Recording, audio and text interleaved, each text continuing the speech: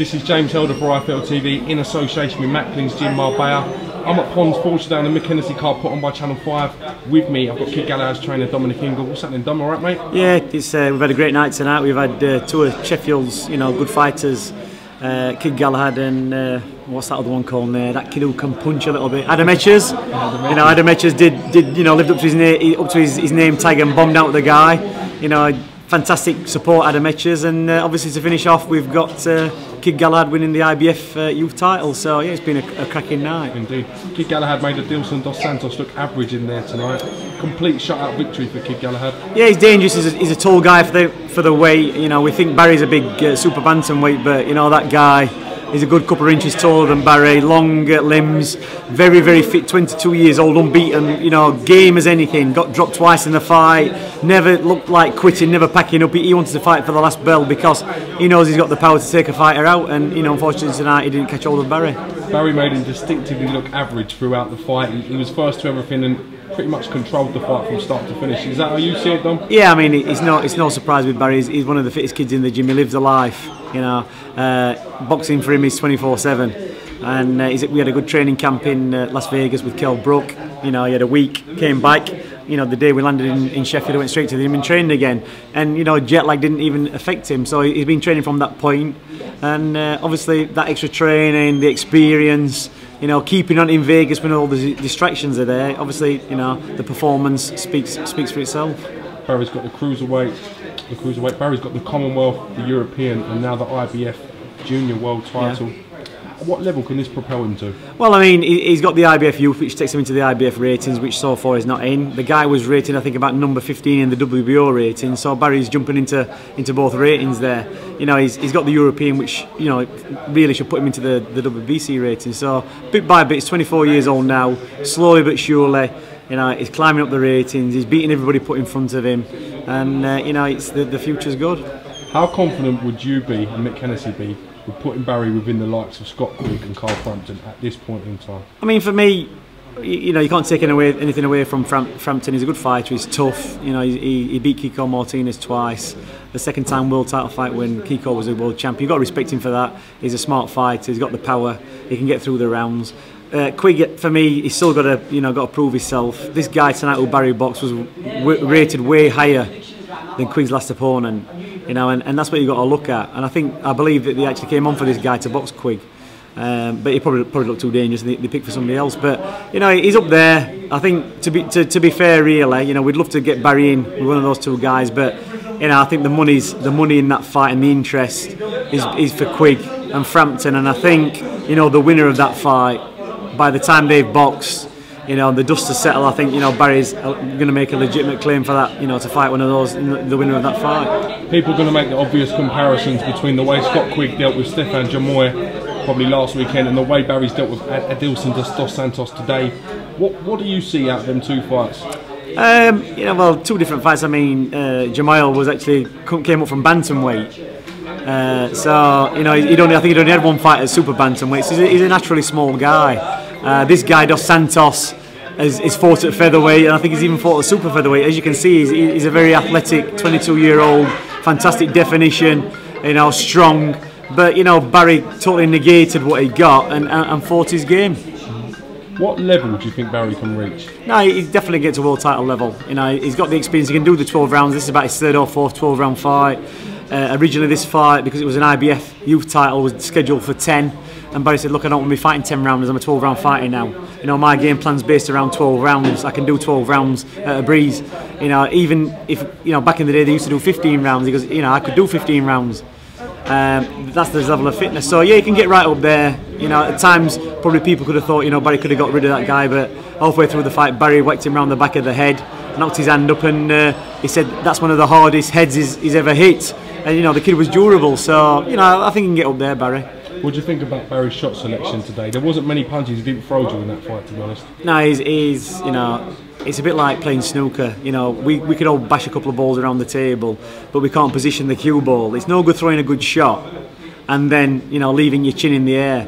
And the way Barry fights, I compared it to snooker with him. He positions the cue ball afterwards. He throws the shot, then he moves away. He thinks about what's happening after the shot. He doesn't think, oh, I'll throw the shot and then think, what am I going to do now? He's already got his next move worked out. So you know he can pick his shots because he practices it. He doesn't go into sparring trying to bomb people out and just throw everything at them. He picks his shots. He thinks about what he's doing. He sets the shots. He tries different things every time. He goes round, watches the fighters. In Mayweather's gym, he's watching Mayweather. Spent 3 or 4 afternoons just sat watching Mayweather doing what he was doing, picking his shots. You know, how he's handling sparring partners. And that's the way you learn in boxing. You can never think once the fight's over that's it. You just don't stop learning. It's back to school again, back in the gym. He'll be back in the gym on Monday, just a little bit of footwork, talking to the kids, practicing his movement. You know, that's what he does. He's a very likeable lad, Barry. You've only got to speak to someone now. The pleasure of talking to some of your amateur boxers today, and the regard they hold Barry in, Kid Galahad in, it's fantastic, isn't it? He's down to earth. You know, he'll go home at the weekend. He'll go up to his granddad's place in the rough end of Sheffield, we call it, the ends. They'll have a banner over the door, and you know his family will be cooking food for everybody on the estate. You know, everybody will be an open house. Everybody will be walking and eating food, walking back out. Because when Barry wins, he goes back to his roots. He throws the doors open. Invites everybody in, all the people who've been with him, you know, from being a kid, his friends' kids, you know, all them type of people. And you go up on a Sunday afternoon and he's got a house full and it's all day long. People are walking in and out, taking food and congratulating him and you know, seeing his family. That's how likeable the family is. Well, what would you instruct Mick Hennessy now in terms of where you go with Barry from here? No doubt you guys will have a chat about this. Yeah, I mean, you asked me this question about what we're doing with Kell Brook. You know, the good thing about just being the trainer, although we do manage Barry. Yeah. With Kell Brook, we leave all the headaches to Eddie Hearn. You know, sometimes I look at things and think, you know, that's not the way I do it. But as in the instance of Kell Brook, you know, it was a perfect way to do it. And I'll leave it to Mick Hennessy. Obviously, you know, we'll keeping Barry on Channel 5, we'll keep the wins coming, we'll plot our way through the ratings, and hopefully that fight's going to come off. So, you know, we'll let the dust settle, have a chat to Mick next week, and see where it all stands. Fantastic platform, Channel 5. I know I say this a lot, but it's great to have boxing on terrestrial TV, especially when you've got the calibre of Kid Galahad putting on shows like that. You know? We've got Sky doing the business now. Sky, you know, we've got one promoter. The fights can be made because they're not negotiating with everybody else. Sky's doing really well on the boxing. Box Nation are doing well. They're getting the good fights. Mayweather, you know, the big fights. Yep. It's nearly 24/7 with them, repeating stuff over and over if you've missed it. And you've got Channel 5. So really, at this time, you know, there's never been so much boxing on TV. So it's a great situation to be in if you're a boxer in this day and age, because you're going to get exposure whether you're at the top of the ladder or the bottom. So everything's good. Very true. We saw one of Sheffield's favourite sons, Kell Brook, making his return in the ring today. Fantastic reception from the people of Ponds Forge for Kell. They're really taking to him, aren't they? You know, what I'm waiting for is when Kell Brook finishes his career. He'll probably be about 35, 36 years old. He'll have had some tremendous fights, and then somebody's going to have to sit down and write his life story, because he's like a cat with 9 lives. You know what I mean? He's always getting into scrapes in the ring, outside of the ring. He seems to come up smelling a roses. I've said this time and time again, but eventually you run out of luck. You know, nobody expected to happen what happened to him. We were all on a massive high, and then we were brought rapidly down to earth, you know, with the news in Tenerife. But as you've seen today, he's walking, he's confident he's going to be back in the ring early next year. And the prognosis is, you know, the diagnosis is good.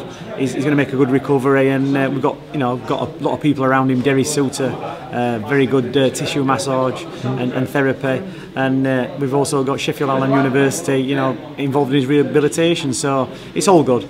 What things do you put in place to not try to curb Kell, because you can never take a side out of someone's personality, but what do you put in place to kind of keep him on a tighter leash? You can't. You know, when he comes into training camp, he does what he's got to do. He trains, and the upside, you know, the downside of that is when he finishes training, you've got to let him have a blow off. You've got to let him let off some steam, because, you know, 16 weeks of his life for that world title fight, he put the hours in, and I was 100% confident when he went into that ring. There was no way that we were coming away with no world title. And you know, you've got to reward yourself. You've got to let your hair down a little bit. But unfortunately, sometimes when you do that, you know, you let your guard down and things happen. You know, it doesn't just happen. We hear about Kell Brook because he's in the news, but it happens to a lot of people who are just, you know, normal Every people. Weekend, some people. But you know, when it's a celebrity, you know, it's obviously straight into the news. So the only time you can keep Kell on the leash is when he's in training camp, and you've given him something to focus on. You know, they say the devil will find work for idle hands, and that's true in the case of Kell Brook. I know Eddie Hearn deals with Kell Brook's kind of making these fights, but in your opinion, how likely is the fight with Amir KHAHN to happen next year? You know, KHAHN's talking himself up, you know, for fighting Mayweather, and I've said this before. I don't know what Mayweather's plan is, but from my point of view, and if I was, you know, managing Mayweather or plotting his route, you know, I'd say to Amir Khan, you want your shot, fight Kell Brook, he's a legitimate champion, you're not a champion anymore. And I'll fight the winner. That'd make a massive fight. Because, you know, Amir Khan's just going for the most money and most risk. With Kell Brook, it's a lot of risk and it's not massive amounts of money.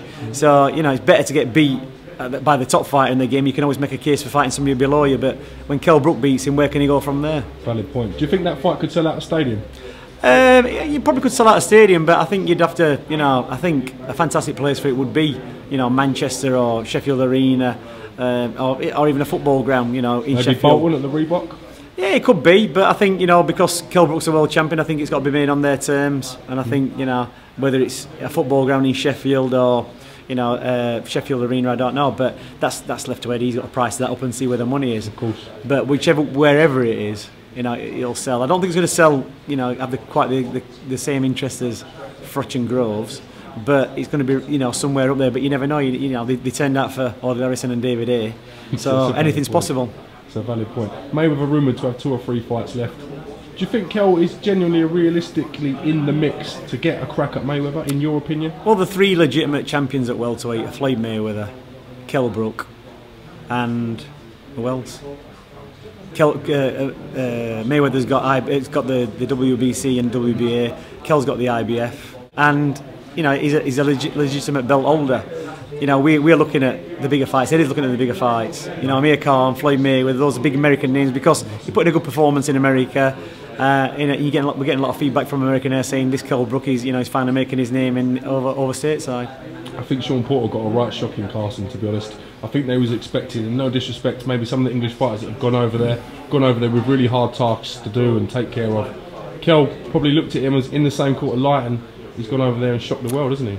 You can never, ever underestimate the opponent. You know, you can never do that because. Do you think Sean was guilty of that a little bit? It's hard to say. You can only speculate on that. But you know, he was relaxed. You know, every time I watched him, his dad seemed to be, you know, wanting the limelight more than Sean. And he's only 26 years old. And you know, when that kind of fame's thrust upon your shoulders, he fought 2 decent fighters, Alexander and Paulie Malignaggi. And you know, I've seen it myself when, you know, we've had fighters like Nat Nelson. When you become a champion, everybody wants to be a friend. Everybody's inviting you everywhere. And you know, people said to me, you know, fantastic game plan. Yeah, we had a game plan for Sean Porter, and I watched a handful of rounds, but I was more interested in his Twitter feed. You know, following what he was doing. He was here, there, and everywhere. You know, getting a pat on the back here. You know, 2 weeks before the fight, he was in Vegas, and they had 2 events in Vegas. I think one was the Hall of Fame, and one was a boxing show the week before. And he attended both of those, you know, those functions. And for me, you know, you're a world champion. The only thing you should be focused on is getting in that ring and fighting, not turning up for a Hall of Fame or going to watch another boxing show. Yeah, some fighters can do it. Kell Brook didn't do it. Kell Brook kept focused, kept his mind on what he was doing, and brought it to the ring. And I think Sean Porter probably thought, you know, after destroying 2 decent names in American boxing, that Kell Brook wasn't going to be such a tall order. How confident are you that some of the younger lads can now start breaking through and taking strides? You've had fantastic wins today for Atif Shafiq. Jordan Gill again looked great. Bit of disappointment for Sam O'Mason, but I'm sure he'll come again. How confident are you that these lads can start pushing on? Not everybody can do what Kell's done. You know, Kell's 28 years old. He's going on for 29 in a couple of months' time. Kid Galahad's 24. Got another year to go yet before he's 25. Jordan Gill and Atif Shafiq, the youngsters, you know, compared to them two, but they're eager to move, you know, forward. But if you look through Barry's record and Kell's record, they got built up, you know, decent fights, experience, a little step at a time, and you've got to be able to walk before you can run. It's no good running and falling over, and you know, falling off, you know, down a deep hole and breaking your leg. You've got to take every step at a time, and you know, Barry's done that perfectly. He's done the training, he's taken it step by step, and anybody who's been put in front of him, he's methodically picked them to pieces. You know, from last year, that tremendous fight with Jazzy Dickens. You know, it's been a whirlwind 12 months for Barry. You know, he's never boxed so regular. I think he's had 4 fights, and each fight he's picked up a belt. Said you've only got to look at the crowd today. Complete sellout to come and watch Kid Galahad for the main event, and Adam Etches, I must stress. So it's fantastic for Sheffield to see these guys. It is. I mean, in Adam Etches we've got a fighter. You know, he's all thrills and spills. It's like you want to meet him downtown on a Saturday night when he's had a drink, because like he's got dynamite in both hands. And you know, it's not my style of fighting, but it excites the crowd. You know, Adam Etchers, he can punch. He's a fit kid. He's young. He trains really hard because I've trained him, so I know what he's capable of. And tonight, he's obviously got it all right, and he's demolished that kid in I think in 1 or 2 rounds. And you know, he's got a massive fan base, and them type of fans are coming out and watching him, but they're also watching Galahad, and they're getting turned on to what Galahad's doing. So you know, they're appreciating both. You know, types of fights, and hopefully, you know, Kell Brook, Adam Etchers, and Quigg Galahad are going to be the fighters who are, you know, pushing the boxing in Sheffield forward. Interesting, Adam Etchers. I went and done a piece of him probably about 1.5 years ago about where he'd grown up, where he'd lived, and we went to an old nightclub. He used to be the doorman there. How mad's that? You wouldn't want to play up and get into a row with him, would you? No, you wouldn't. But the thing is, you know, that's just the type of lad he is. But I think he's realised now and seen the light that it's much safer actually to get in the ring and do 12 rounds. He's getting well paid. He's doing really well in boxing. And like I say, why do you need to put yourself in them positions every weekend? Some drunken hitting you with a bottle, or you know, you hit somebody, you end up getting locked up in prison. It's not worth the risk. Even if you can handle yourself, it's just not worth the risk. You've got to keep out in that environment. And like I say, I think since he's packed up on the doors, he's improved 100%. You know, he's focusing what he's doing. He's heading in the right direction. All right, well listen, thank you for giving me some of your time, Dom. I really do appreciate it. You're doing a cracking job with Quigg Galahad, Barry, mate. And long may it continue. Thanks no problem, thank you.